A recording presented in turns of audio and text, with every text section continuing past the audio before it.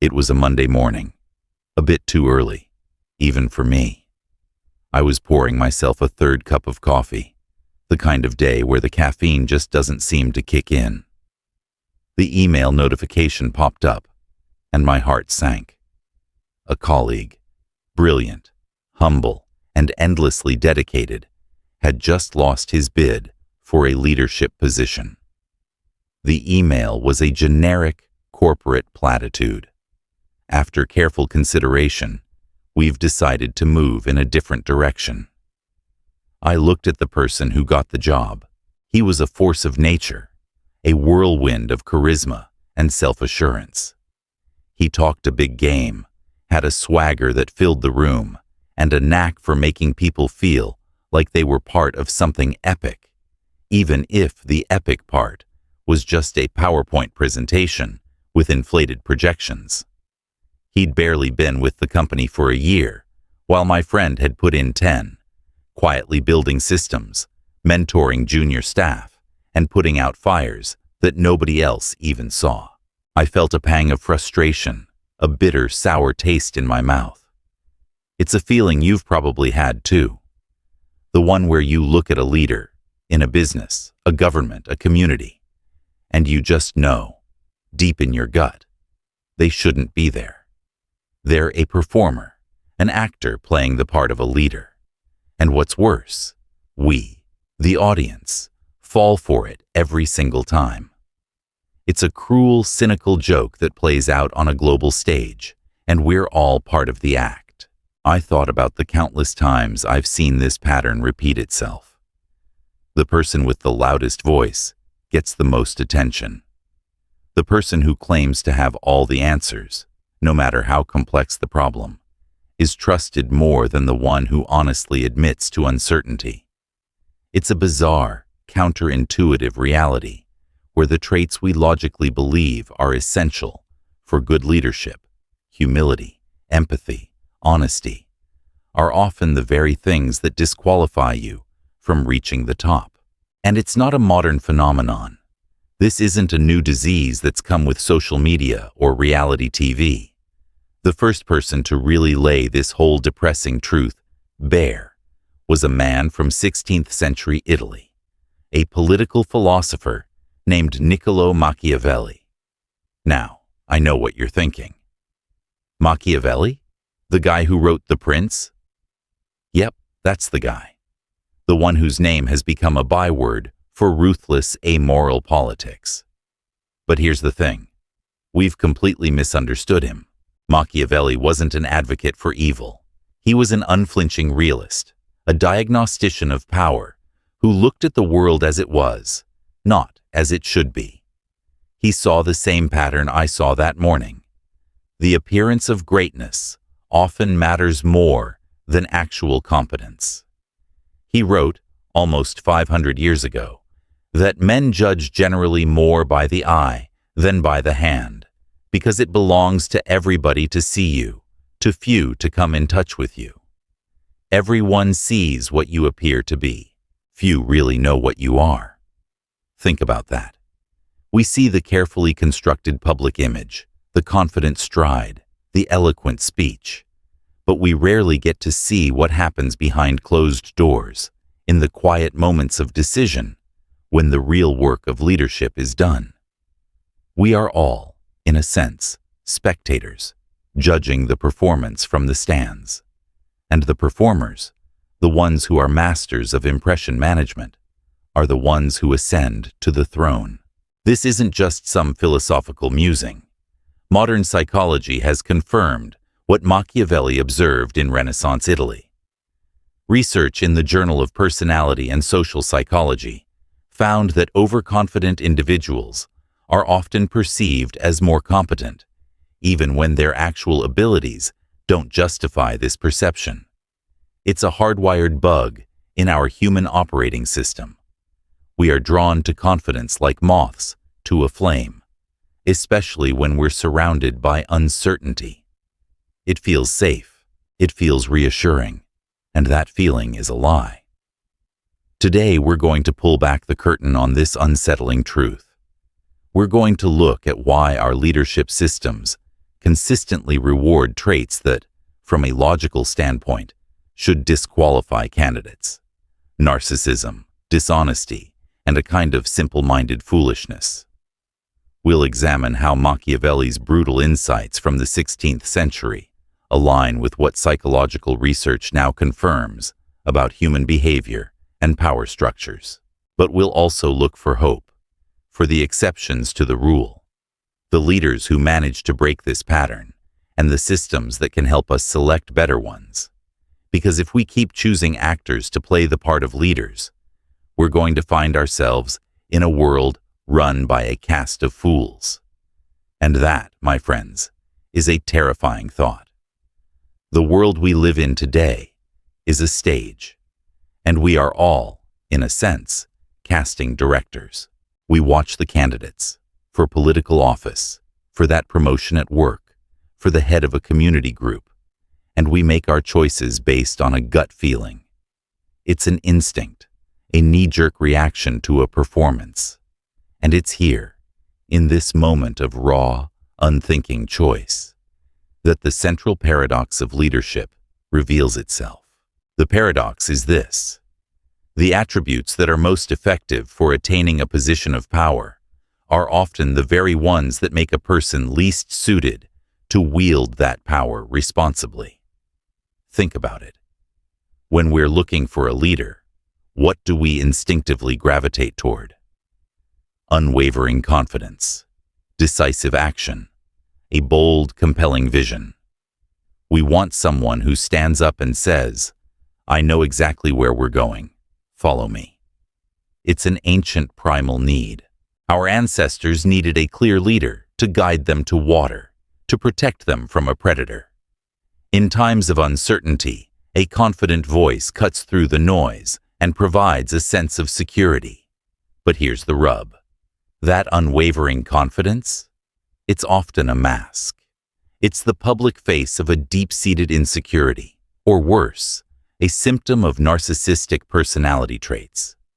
The person who declares, "I know exactly where to go," isn't necessarily a genius. They're just more willing to lie to themselves and to you about the uncertainty of the situation. And that brings us back to Machiavelli. He saw this dynamic playing out in the ruthless politics of Renaissance Italy. He wrote, in a section of The Prince often overlooked, that a ruler must avoid being seen as fickle, frivolous, effeminate, mean-spirited, irresolute. Machiavelli wasn't advising cruelty. He was advising against the appearance of weakness. The prince must project an aura of unwavering strength and decisiveness. In contemporary terms, this translates to the kind of performative certainty that narcissistic individuals often excel at. Think about a workplace. Imagine two people vying for a promotion. One says, "I've reviewed the data, and I think we have a few promising paths forward. We should probably explore all of them before committing." The other says, "I've seen enough. I've got a bold new strategy, and it's going to revolutionize our approach. I need your full support behind this vision, no questions asked." Which person do you think is going to win over the board of directors? 9 times out of 10, it's the second person. The one who offers certainty, even if it's a dangerous illusion. This is not because people are foolish. It's because our brains are wired to prefer a clear, if flawed, narrative over a complex, honest one. We'd rather have a bad plan than no plan at all. This is the psychological engine that drives the leadership paradox. A comprehensive meta-analysis published in Personnel Psychology examined 54 studies on the relationship between narcissism and leadership. The conclusion? The very traits that help narcissists get selected for leadership roles, supreme confidence, charismatic self-presentation, and bold, grandiose visions, are not the same traits that lead to effective, long-term leadership. In fact, The research showed that companies led by narcissistic CEOs experience 27% more volatility in performance and are 33% more likely to face negative market reactions to their strategic decisions. Let's put a face to this. The rise and fall of former WeWork CEO Adam Neumann is a perfect example. He convinced investors to value his office-sharing startup at a staggering $47 billion. Despite massive, consistent losses, his grand, almost messianic vision and unwavering self-confidence helped him raise billions of dollars. He presented himself as a world-changing visionary, and the investors, drawn to his performative confidence, handed him the keys to the kingdom. But these same traits eventually led to the company's dramatic collapse, with WeWork's valuation plummeting by more than 80%, when the harsh reality of the business couldn't match his grandiose promises. The performance was over, and the audience had paid a terrible price. The psychology behind this phenomenon is straightforward, and frankly, a little depressing. We're naturally drawn to confidence, especially in uncertain situations. Research shows that individuals who display confidence, even when they are wrong, gain higher social status than those who express a more honest, nuanced uncertainty. As one psychologist famously put it, we prefer confidence to accuracy. Machiavelli understood this better than anyone. He noted that nothing makes a prince so much esteemed as great enterprises and setting a fine example. He wasn't talking about a moral example, but a theatrical one. The appearance of greatness often matters more than the actual substance of a leader. We, as humans, are programmed to respond to these cues. Our brains, ancient as they are, crave a simple narrative, a heroic figure who will rescue us from complexity and chaos. The person who projects this image, whether they are qualified or not, is the one we instinctively follow. I've seen this play out 1,000 times in the corporate world. A new leader comes in, and the first thing they do is announce a bold new initiative or a paradigm-shifting strategy. They give a powerful speech, full of buzzwords and sweeping promises, and the team, hungry for direction, buys in completely. It's a mesmerizing performance, and we are the captivated audience. We don't stop to ask the hard questions. Is this plan actually viable? What are the hidden costs? What data is this even based on? We just nod along, caught up in the emotional high of the moment. We're so desperate for a hero, we'll anoint one, even if they're a fool. The psychological pull of this is immense. In a world drowning in information, a confident voice offering a simple, clear solution is a lighthouse in a storm. Think about the last time you felt truly lost or overwhelmed at work. You were probably more than ready to listen to anyone who promised to guide you out of the mess. It's a primal survival instinct. We prefer confidence to accuracy because confidence feels like safety, and leaders who understand this can exploit it with breathtaking efficiency. But what about the opposite? What about the quiet, competent leader who is honest about the uncertainty of a situation? The one who says, "This is complex. We need to gather more information, listen to all perspectives, and move forward carefully." Their honesty is perceived as a sign of weakness. Their caution is seen as indecisiveness. They lose the beer test of leadership, the unwritten rule that we'd rather have a beer with a relatable, simple-talking candidate than an intellectual who makes us feel insecure. This isn't just my personal observation. A study published in the Journal of Personality and Social Psychology found that people who express uncertainty, even when it's a sign of a more nuanced understanding, are viewed as having lower social status. It's a catch-22.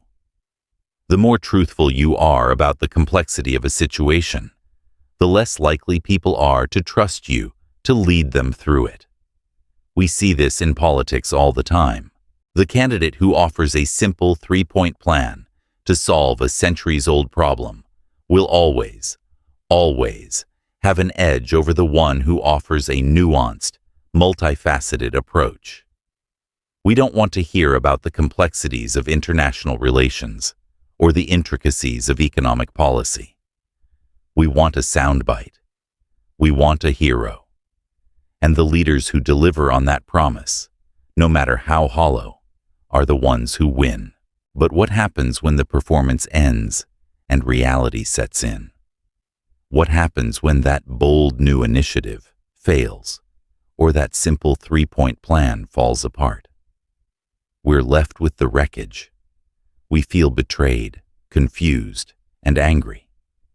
But by then, the leader has moved on to the next performance, the next grand enterprise.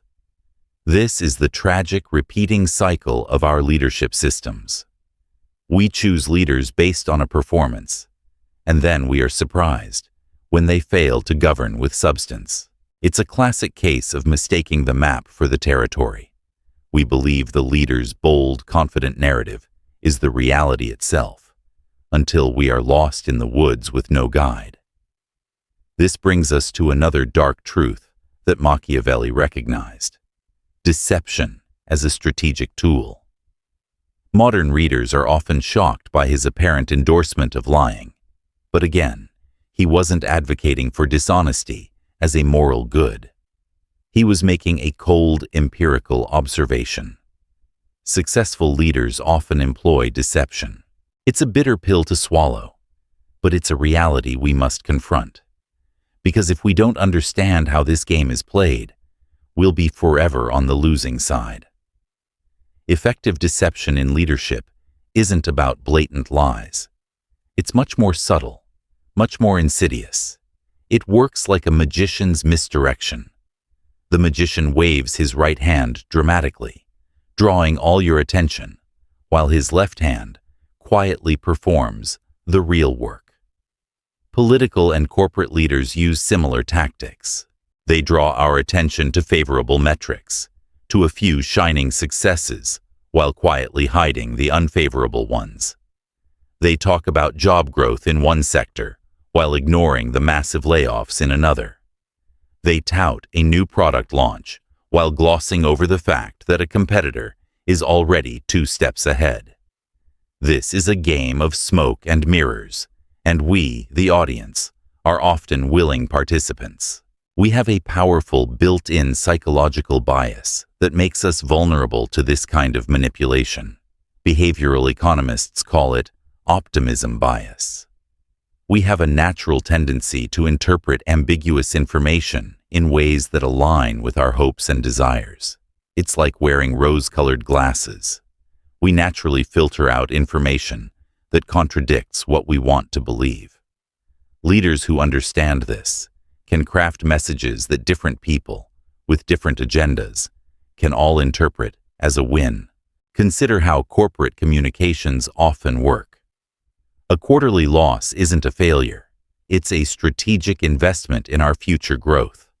A modest achievement is framed as a breakthrough success.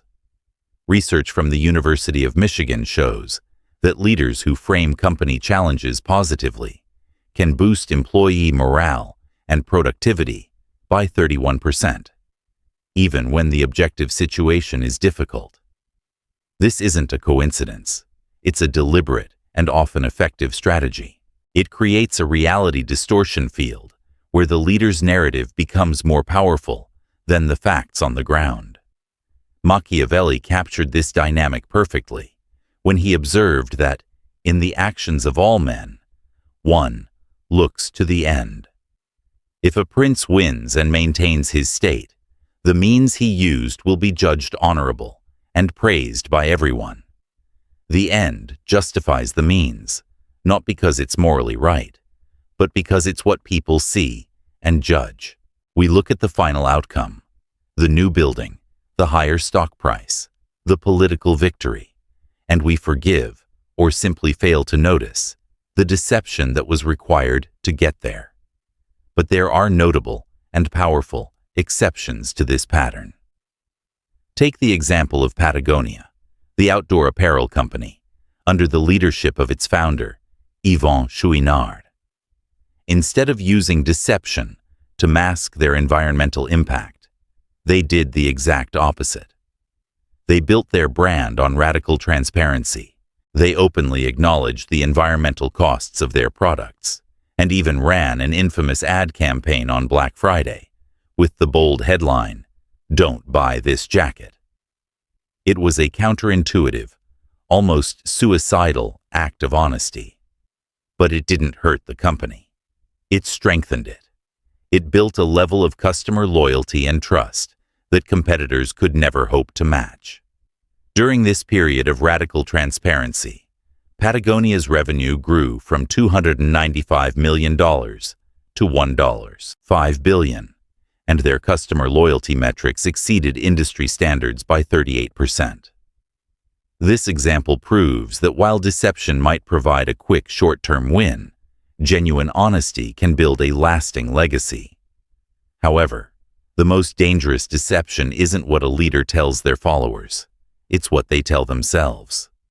A 2023 study in organizational behavior and human decision processes found that power increases self-deception by 42%. Leaders, especially those who rely on charismatic performances, become increasingly convinced of their own narratives, even when all evidence contradicts them. This creates a disturbing feedback loop. Leaders who believe their own myths become more convincing to others, which reinforces their power, which, in turn, further enhances their self-deception. It's a spiral of delusion that can lead to catastrophic consequences. The leader becomes detached from reality, believing their own rhetoric, and the organization follows them off a cliff. Machiavelli's next insight, though, offers a key to detecting this kind of dangerous self-deception. The first method for estimating the intelligence of a ruler is to look at the men he has around him. Truly intelligent leaders surround themselves with other intelligent people, those who will challenge their assumptions and offer honest feedback. Insecure leaders, on the other hand, surround themselves with yes-men and fools. And this, believe it or not, creates yet another paradox in leadership selection. This is the great paradox of intellectual simplicity. Leaders who appear intellectually simple can sometimes gain advantages that more thoughtful leaders cannot. Think of this as the beer test in politics, a phenomenon you've surely seen in your own life. It's the idea that voters often prefer candidates they'd enjoy having a beer with over those who appear too intellectual or complex. We mistake accessibility for competence. We confuse simplicity with clarity. This isn't just anecdotal. It's grounded in psychology. Social scientists call it the pratfall effect. It's the phenomenon where highly competent individuals who show minor weaknesses or a kind of relatable simplicity become more likable than those who appear flawless and overly intellectual. The person who trips on stage and laughs it off becomes more human, more trustworthy. The candidate who admits a simple mistake or uses a folksy, uncomplicated communication style is more likely to connect with the masses. Think about leaders you've encountered. Were they the most thoughtful, nuanced thinkers in the room, or were they the ones who offered simple, decisive answers with unwavering confidence? In our innate desire to avoid complexity, we gravitate toward the latter. George W. Bush's communication style during his presidency provides an interesting example. Despite graduating from Yale and Harvard Business School, he deliberately adopted a simpler, folksy style that connected with many voters who might have found a more intellectual presentation alienating. It was a strategic simplification, a way of appearing relatable and down to earth. And it worked. The psychology behind this is revealing. Humans have an innate discomfort with ambiguity and complexity. We crave certainty, even when certainty isn't possible. Leaders who offer simple narratives and clear answers tap directly into this psychological need, even when complex problems demand nuanced solutions. A Stanford study of 952 CEOs found that leaders who communicated in simpler language were 23% more likely to be hired and given 16% higher initial compensation packages. However, they were also 31% more likely to underperform in complex business environments where nuanced thinking was required. The simple answer is easy to sell, but hard to deliver on. Machiavelli understood this when he advised that a prince should only focus on war and its rules and discipline. This isn't just about military matters. It's about focusing on what appears most practical and straightforward, rather than on abstract or theoretical considerations. It's about presenting a clear, powerful focus that gives the appearance of mastery. This creates what we might call the complexity trap in leadership. Those most capable of navigating the actual complexities of leadership are often least likely to be selected for leadership positions, because their acknowledgement of that complexity makes them appear less decisive and confident than their simpler competitors. They know what they don't know, and in a world that craves certainty, that honesty is a liability. This brings us to one of the most infamous and misunderstood of all of Machiavelli's quotes. "It is better to be feared than loved if you cannot be both." This isn't a call for cruelty. Machiavelli explicitly warned against behaviors that generate hatred. Rather, he was making a cold, hard observation about the role of emotions in leadership. He was acknowledging that empathy and traditional virtues, while morally admirable, can sometimes become strategic liabilities in leadership contexts. Excessive empathy can prevent leaders from making necessary but difficult decisions. Modern psychological research supports this observation. A study in the Journal of Personality and Social Psychology found that individuals in positions of power showed a reduced mirror neuronal activity, the brain's empathy mechanism, when observing others in distress. The researchers concluded that reduced empathy might be an adaptation that helps people make difficult leadership decisions. Think of it like a surgeon's detachment. If a surgeon felt the full emotional impact of cutting into another human being, they might be unable to perform life-saving operations. Similarly, leaders often need to make decisions that cause short-term pain for long-term gain. Those who feel others' pain too acutely may hesitate when decisive action is needed. And in the crucible of leadership, hesitation can be fatal. This creates a troubling dynamic in leadership selection. People with naturally lower empathy, including those with narcissistic traits, may find it easier to project the decisiveness and emotional stability we associate with leadership. A University of California study found that individuals scoring higher on narcissism measures were 35% more likely to be selected as group leaders in experimental settings. This isn't because we consciously seek out narcissists. It's because their traits, the unshakable confidence, the apparent decisiveness, the lack of hesitation, are what we've been conditioned to mistake for leadership. We confuse the willingness to act with the wisdom to act correctly. And this creates a devastating moral and psychological trap. This is where Machiavelli's insight gets truly dark and deeply unsettling. He wrote, "Men are so simple and so ready to obey present necessities that one who deceives will always find those who allow themselves to be deceived." Leaders with reduced empathy are often more willing to use deception because they're less troubled by its effects on others. They don't feel the sting of the lie, so they use it as a tool, and we, in our simplicity and our desperate need for a clear path forward, allow ourselves to be led astray. This connects directly to how virtues function in leadership. Machiavelli observed, "Thus it is well to seem merciful, faithful, humane, religious, upright, and to be so, but with a mind so framed that should you require not to be so, you may be able and know how to change to the opposite. This counterintuitive insight highlights one of the strangest paradoxes in leadership psychology. Sometimes, traditional virtues like honesty, humility, and kindness can produce worse outcomes than their opposites. This isn't because the virtues are inherently bad, but because their effectiveness depends entirely on context. Consider a leader who is purely empathetic. They might be unable to fire an underperforming employee, even though that employee's actions are hurting the entire team. Their kindness leads to organizational failure. Now consider a leader who is purely pragmatic and ruthless.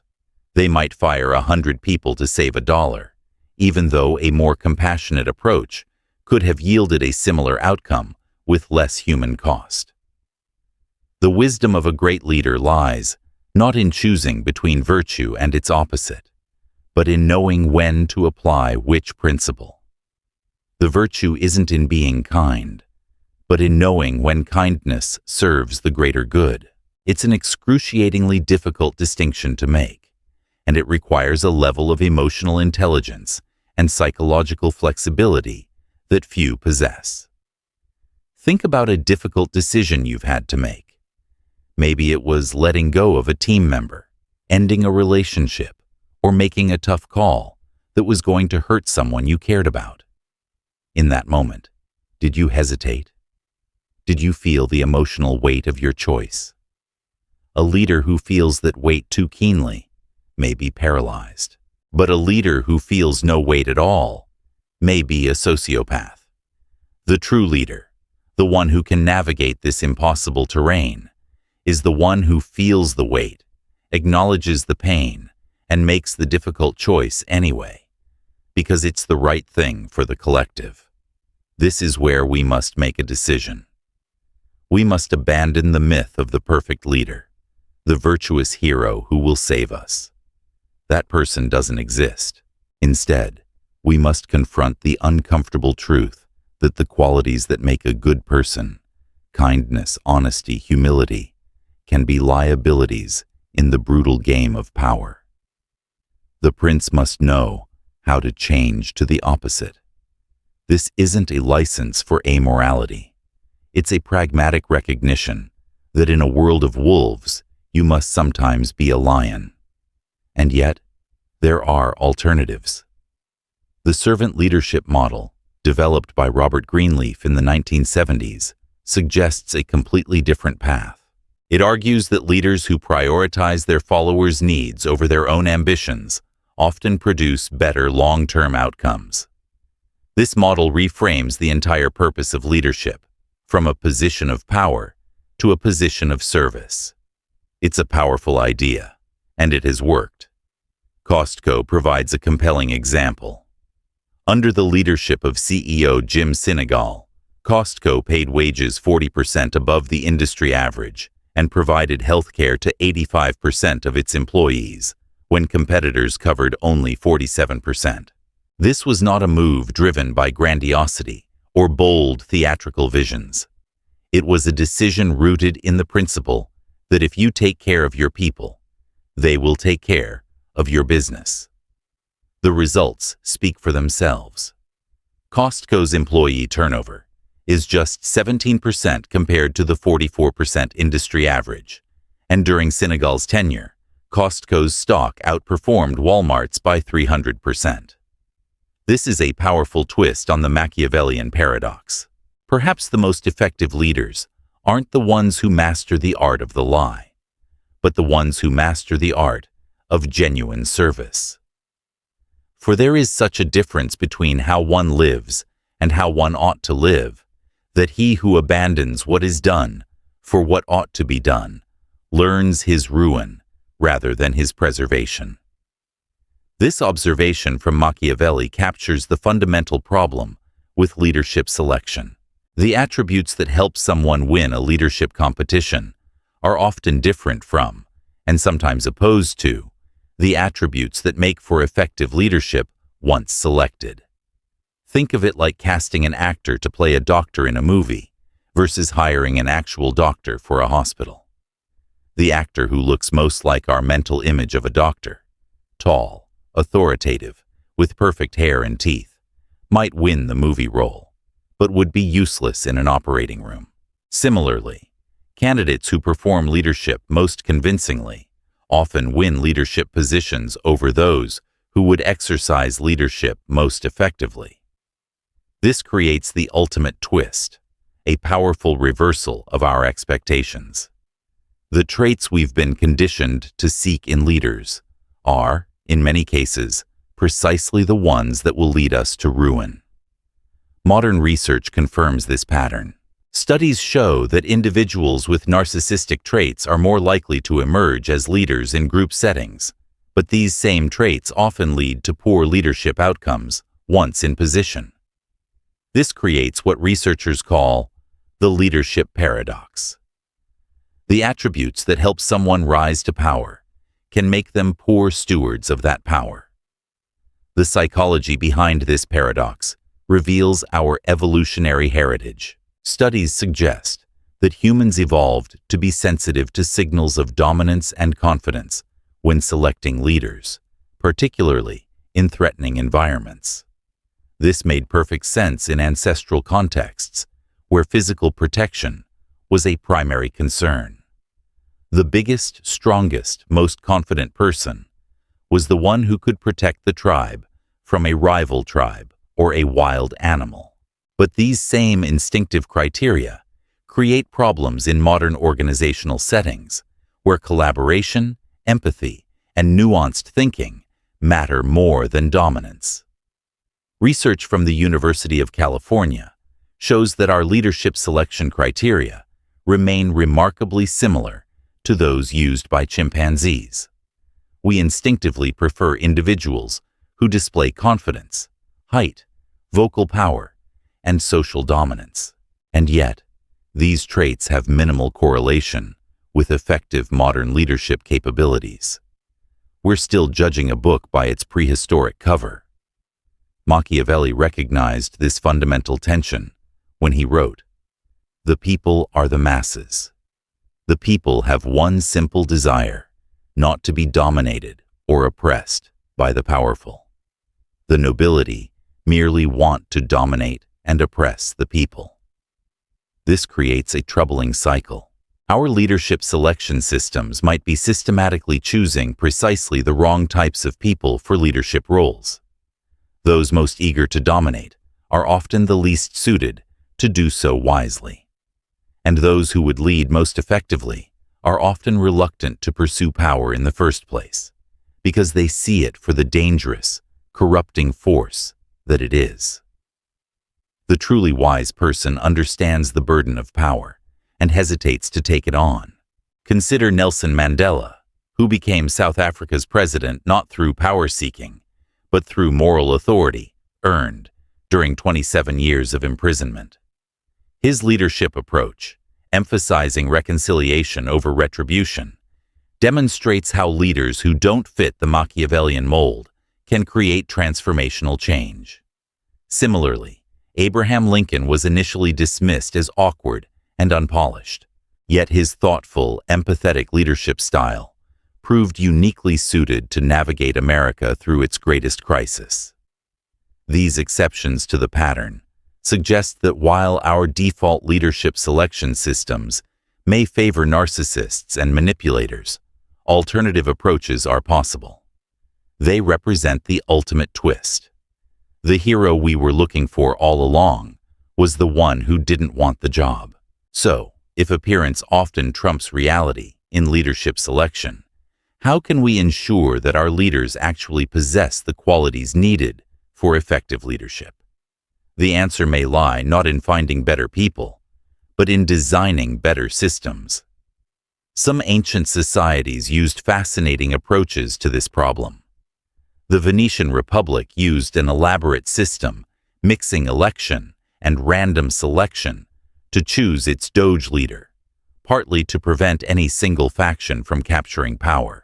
Other societies required leaders to periodically relinquish control, preventing the psychological corruption that comes with extended power. Modern organizations are experimenting with similar innovations. Bridgewater Associates, the world's largest hedge fund, implements what founder Ray Dalio calls radical transparency, a system where employees can critique leadership decisions and where even the CEO's performance is regularly evaluated through anonymous feedback. This approach helps prevent the echo chambers that typically reinforce narcissistic leadership styles. The true genius isn't in the leader, but in the system that holds the leader accountable. Drawing from both Machiavellian wisdom and modern psychological research, we can now see a clear path forward. The challenge isn't to find a perfect leader. It's to build a system where even a flawed leader can be effective. We can create institutional safeguards that limit the damage that narcissistic or manipulative leaders can cause. First, we must prioritize actual outcomes over interview performance. Studies show that past behavior is a much better predictor of future actions than how well someone performs in a high-stakes conversation. Stop asking, "What would you do?" and start asking, "What have you done?" A candidate's track record, their real-world successes and failures, tells you far more about their character and competence than their carefully rehearsed answers. Next, we should implement mandatory trial periods for all new leaders. Instead of giving someone permanent power right away, let them prove themselves. During this period, gather feedback from all levels of the organization, what's known as a 360-degree review. This allows you to see if the leader's performance matches their public persona. It's a way of looking by the hand as well as by the eye. Another important safeguard is to separate the power, to propose actions from the power, to approve them. When one person holds both, it creates a dangerous concentration of influence and opens the door to unchecked manipulation. By creating a system of checks and balances, you ensure that no single person can unilaterally enact a bad decision. This is a truly Machiavellian solution in the best sense of the term. Understanding that power left unchecked tends to corrupt. To prevent groupthink and ensure critical decisions are well tested, organizations should also assign someone the formal role of devil's advocate. Their job is to challenge assumptions, question the leader, and make sure alternative perspectives are heard. This is about building a system that values dissent, not one that punishes it. It's a powerful tool against the echo chamber that narcissistic leaders inevitably create. And finally, implementing term limits and rotating leadership positions can help counteract the psychological decay that comes from holding power for too long. Power left unchecked tends to corrupt. Machiavelli understood this better than most, and modern psychology confirms it. The longer someone holds power, the more detached from reality they become. Perhaps most importantly, Machiavelli's insights suggest we should focus less on individual leaders and more on institutional constraints. James Madison, one of America's founding fathers, understood this Machiavellian principle when designing the U.S. Constitution. "If men were angels," he wrote, "no government would be necessary." Instead of seeking perfect leaders, Madison created a system of checks and balances designed to function even with imperfect, self-interested leaders. This is the ultimate wisdom of Machiavelli. Don't look for a virtuous prince. Look for a system that can contain a vicious one. Modern research in organizational psychology suggests that leadership effectiveness depends more on context than on individual leaders. The same person who thrives in one leadership role may fail in another, not because their character changes, but because different contexts reward different attributes. This suggests we should focus less on finding the perfect leader and more on creating systems that bring out the best in the leaders we have. We've explored why leadership so often rewards narcissists, liars, and fools. Not because these qualities make for good leadership, but because they provide advantages in the leadership selection processes. We've seen how Machiavelli's insights from Renaissance Italy align remarkably well with modern psychological research on power, perception, and leadership dynamics. The uncomfortable truth is that our leadership selection systems, whether in politics, business, or other domains, often select for the wrong traits. We reward confidence over competence, charisma over character, and decisive simplicity over thoughtful complexity. This happens not because we consciously prefer poor leaders, but because our psychological biases make us vulnerable to certain forms of influence and impression management. Machiavelli's most profound insight wasn't that the world rewards vice over virtue, but that effective leadership requires understanding human psychology as it is, not as we wish it to be. The truly Machiavellian leader, in the best sense of the term, sees through the games of power while maintaining a moral compass that points toward genuine human flourishing. And the truly Machiavellian citizen understands these dynamics well enough to select leaders who will serve the common good rather than their own grandiosity. The uncomfortable truth is that many have imagined republics and principalities that have never been seen or known to exist in reality. For how we live is so far removed from how we ought to live that he who abandons what is done for what ought to be done will rather learn to bring about his own ruin than his preservation. But understanding these dynamics is the first step toward changing them. By understanding how narcissism, strategic deception, and false simplicity influence our perception of leadership, we become less susceptible to their appeal. We can learn to distinguish between genuine confidence and narcissistic self-promotion, between strategic communication and manipulative deception, between accessible simplicity and intellectual laziness. The truly Machiavellian citizen understands these dynamics well enough to select leaders who will serve the common good rather than their own grandiosity. Thank you for watching this video here on the Stoic philosophy. If you found value in this, I invite you to explore more videos on the channel. There's so much more wisdom to uncover. And don't forget to subscribe so you won't miss the next one. Thanks again for being here, and I'll see you in the next video.